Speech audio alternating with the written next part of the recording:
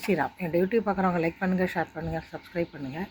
இப்போ வந்து சின்னவங்கள்லேருந்து வயசானவங்க வரைக்கும் எல்லாருக்குமே வந்து அந்த வர்ட்டிகோ, அப்புறம் வந்து ஸ்பாண்ட்லைட் இதெல்லாம் ரொம்ப காமனாக வருது.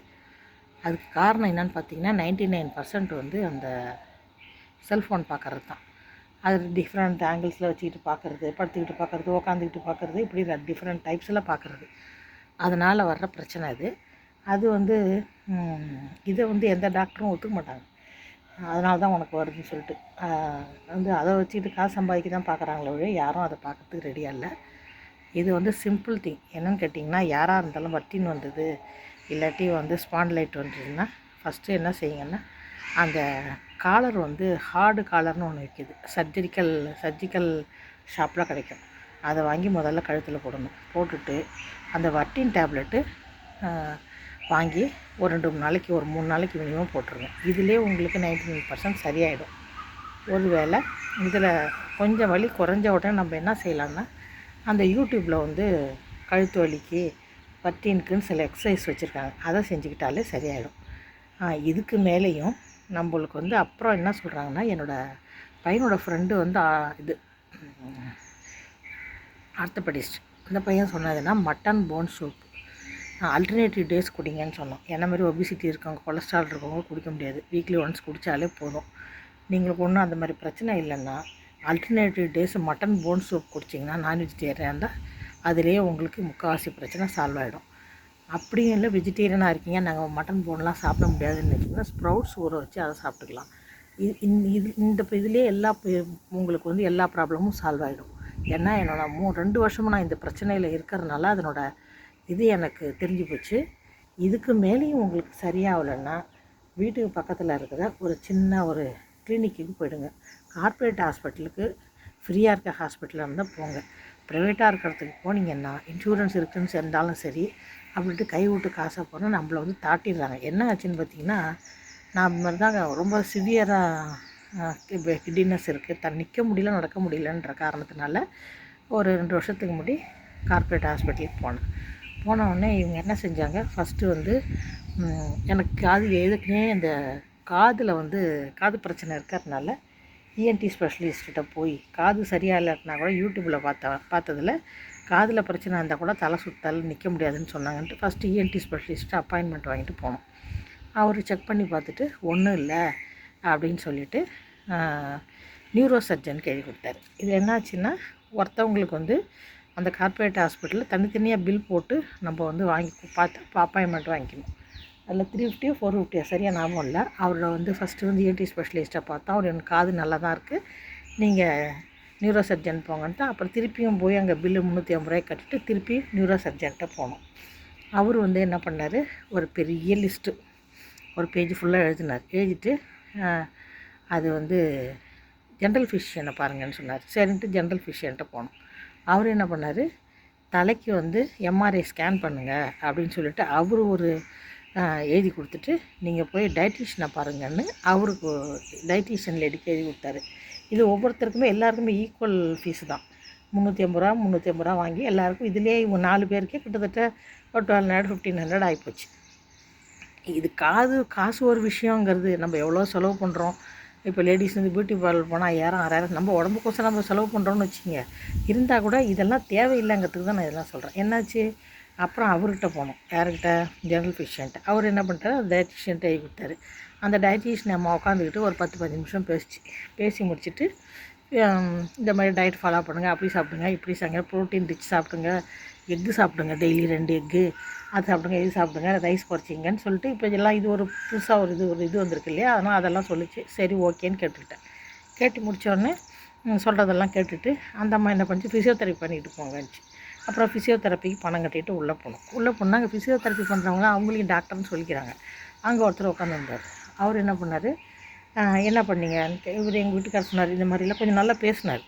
அவர் மற்றவங்களாம் அதுவும் அந்த ஆர்த்தோபெடிக்ஸ் இது இருப்பாங்க, நியூரோ சர்ஜன் கடுன்னு மூஞ்சை வச்சுக்கிட்டு என்னமோ கொள்ளையில் போன மாதிரி உட்காந்துருந்தார். அது மாதிரிலாம் இப்படி தான் மூஞ்சை வச்சுக்கிட்டு உட்காடுறாங்கன்னு தெரில. அதனால் வந்து இவர் கொஞ்சம் அந்த ஃபிசியோதெரப்பி பண்ணுறவர் வந்து ஃப்ரீயாக கொஞ்சம் பேசுகிறதுனால எங்கள் வீட்டுக்காரர் கொஞ்சம் தாராளமாக போய் இந்த மாதிரி இவ்வளோ தூரம் 4 பேரும் பார்த்தோம், அப்படின்னு சொன்னோடனே அவர் ஒரு மாதிரி நக்கலாக சிரிச்சிட்டு எம்ஆர்ஐ ஸ்கேன் எதுக்கு அப்படின்னாரு. ஏன்னா தலைக்கு தேவையில்லைங்கிறது அவர் வாயில் அவர் வழியாக வந்துடுது. எம்ஆர்ஐ ஸ்கேன் அவசியமே இல்லைங்கிற மாதிரி. எம்ஆர்ஐ ஸ்கேன் வந்து சரி, டாக்டர் சொல்லிட்டாங்க, நம்ம செஞ்சுட்டோம், வேறு விஷயம். அப்புறம் வந்து ஃபிசியோதெரப்பி பண்ணிவிட்டு நீங்கள் 1 வீக் 10 டேஸ் பண்ணிக்கிங்கன்னு சொன்னாங்க. அதோட வீட்டுக்கு வந்துவிட்டோம். யோசித்து பார்த்து எம்ஆர்ஐ ஸ்கேன் பண்ணி பார்த்தோம். அதுலேயும் ஒன்றும் இல்லை. எம்ஆர்ஐ ஸ்கேனுங்கிறது அவ்வளோ ஈஸியான விஷயம் கிடையாது. அந்த மிஷினை தலைக்குள்ளே விட்டு 1.5 மணி நேரம் ஓடுன்னு ஓடி, அதாவது வில் பவர் இல்லாமல் ரொம்ப சாஃப்டாக இருக்கிறவங்க, முடியாதவங்கன்னா அங்கேயே செத்து போயிடுவாங்க. அந்த அளவுக்கு வந்து இது வந்து பயமுறுத்துறதுக்கு சொல்ல, அந்த தடன்னு அந்த மிஷின் ஓடுறது, அந்த இது கொஞ்சம் பயப்படுறவங்களா இருந்தால் ரொம்ப இதாகிடுவாங்க, மென்டலி டிஸ்ட்ரிக் ஆகிடுவாங்க. அந்த இதெல்லாம் எனக்கு தேவையே இல்லைங்க. நான் இத்தனை டாக்டர்கிட்ட பார்த்தது கூட தேவையில்லைங்க, எனக்கு அப்புறமா தான் தெரிஞ்சது. ஏன்னா சிம்பிள் திங் இதுதான். வந்து ஃபிசியோதெரப்பி நல்லா பண்ணிக்கணும். செல்ஃபோனை தொடக்கூடாது. அவசியம் இல்லாட்டி செல்ஃபோனை தொடக்கூடாது. வந்து இது மாதிரி மட்டன் போன் சூப் குடிச்சிட்டு ஹெல்தி டயட் சாப்பிடணும். இதை சாப்பிட்டாலே 99% எல்லாருக்கும் சரியாக போகும். நம்மளை வச்சு டாக்டருங்க கார்ப்பரேட் ஹாஸ்பிட்டலில் பழைக்கிறாங்க, அவ்வளோதான் உண்மை. அதுதான் உண்மை. அதனால் முடிஞ்ச வரைக்கும் இதெல்லாம் அவாய்ட் பண்ணிவிட்டு, இதில் என்ன பிரச்சனைன்னு பார்த்துக்க, நம்ம மட்டும் கஷ்டப்படுறது இல்லைங்க, நம்ம கூட சுற்றுறாங்க பாருங்கள், வீட்டுக்காரோ பேரண்ட்ஸோ யாரோ, அவங்க எவ்வளோ சஃபர் ஆகுறாங்கன்னு பாருங்கள். ஏற்கனவே எங்கள் வீட்டுக்கார் சுகர் பேஷண்ட்டு, அவரும் உடம்பு முடியாது. அவர் வந்து 2 வருஷமாக என் கூட நாயாக பேயா அலைஞ்சிருக்கிறாரு. உண்மையிலே அவர் வேறு இதில் பாதி அழைச்சிட்டாரு. இப்போ அவருக்கு இருக்கிறது நம்ம 2 பேர் தான் இருக்கோம்னு வச்சிங்களேன். நான் அவரை பார்க்கணும், அவரை என்ன பார்க்கணும், வேறு தேர்ட் பர்சன் நம்மளுக்கு கிடையாதுங்கும்போது ரொம்ப பயமாக இருக்குது. நம்ம ஹெல்த்தை நம்ம சரியாக பார்த்துக்கணும் அப்படிங்கிறதுல பயத்தில் எத்தனை பேர் இருந்தாலும் அவங்கவுங்க ஹெல்த்தை அவங்கவுங்க தாங்க பார்த்துக்கணும்.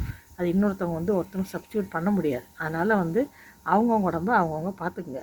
முடிஞ்ச வரைக்கும் இந்த மாதிரி சின்ன சிம்பிள் இதை வச்சு சால்வ் பண்ணிக்கலாம். அப்படி இதுக்கு மேலேயும் முடியல அப்படின்னா வேணால் டாக்டர்கிட்ட போகலாம். டாக்டர்கிட்ட போகிறதுனாவே எனக்கு உண்மையிலே இந்த விஷயம் நடந்த பிறகு டாக்டர்கிட்ட போகிறனா ஒரு அலர்ஜியே வந்துடுது எனக்கு. ஏதோ பிபி மாத்திரை சாப்பிட்டோமா, கொலஸ்ட்ரால் மாத்திரை சாப்பிட்டோமா, வந்து 2 விட்டமின் டேப்லெட்ஸ் சாப்பிட்டோமா, பேசாமல் இருப்போமாங்கிற மாதிரி தான் மனசு இருக்க ஒழிய டாக்டர்கிட்ட போகிறது உண்மையிலே பயமாக இருக்குது. ஏன்னா அந்தளவுக்கு இவங்கெல்லாம் அந்த கார்ப்பரேட் ஹாஸ்பிட்டலில் என்ன பண்ணுறாங்கன்னு பார்த்தீங்கன்னா, அது எல்லோரும் சம்பாதிக்கணுன்ற கான்செப்ட் சிவர், ஏன் நீ அங்கே போ இங்கே போன்னு சொல்லி அந்த பிரச்சனையை சால்வ் பண்ணுறதுக்கு யாருமே ரெடியாக இல்லை.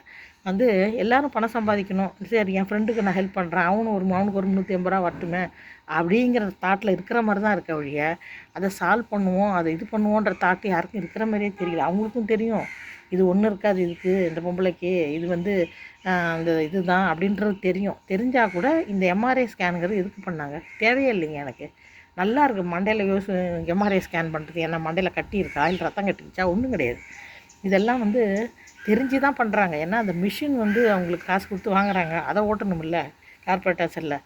இப்போ அந்த ஓனரை கேட்பாங்க, இந்த மிஷின் வாங்கி வச்சான் இத்தனை கோடி போட்டு, அது ஒர்க் பண்ணாமல் வச்சுருக்கேன்னு கேட்டாலும் கேட்கலாம். அதுக்கு பண்ணுறாங்களா என்னன்னே தெரியலிங்க.